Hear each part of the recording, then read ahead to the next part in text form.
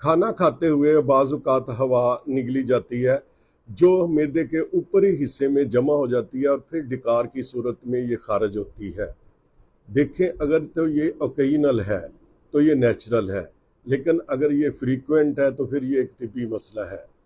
होता ये है कि जब हम ज़्यादा नफाक ग़िज़ाएँ खाते हैं या खाना खाते वक़्त उसको ज़्यादा अच्छी तरह चबा कर नहीं खाते और ज़्यादा गुफ्तगू करते हैं, तो हवा जो होती है वो ज़्यादा मकदार में मैदे में चले जाती है, जो फिर डकारों की सूरत में आती है। डकार को तिब्बे यूनानी में जुशा कहते हैं, अंग्रेज़ी में बर्प और मेडिकली लैंग्वेज में इसे इरेक्टेशन कहते हैं। महफ़िल हो, मस्जिद हो या आपका दफ्तर हो, बार बार डकारें आना लोगों के लिए नागवार और तकलीफ का बायस होता है। ये तिब्बी मसले के साथ साथ आपकी समाजी शख्सियत को भी मुतासर करता है। आज मैं अल्हम्दुलिल्लाह आपको ये नुस्खा बताऊंगा जो इस मसले को हल कर देगा।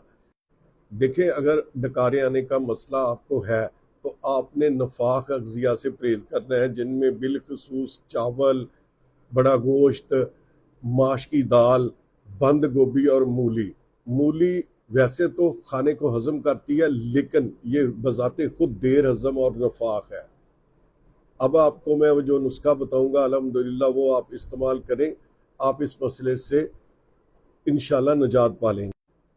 हुआ शाफ़ी: सौंफ 50 ग्राम, कलवंजी 30 ग्राम, छोटी इलायची 20 अदद और काला नमक, अगर ये ना मिले तो सफ़ेद नमक 10 ग्राम। आप इनको सफ़ूफ बनाकर रख लें। खाना खाने के बाद क्वार्टर टीस्पून यानी चम्मच का चौथा हिस्सा आपने पानी के साथ लेना है। इसको आप इंशाल्लाह ताला 15 से 20 दिन इस्तेमाल कर लें। आपका ये जो एक्सेसिव जुशा या बर्पिंग का मसला है ये ख़त्म हो जाएगा। वस्सलाम। हकीम शाहिद।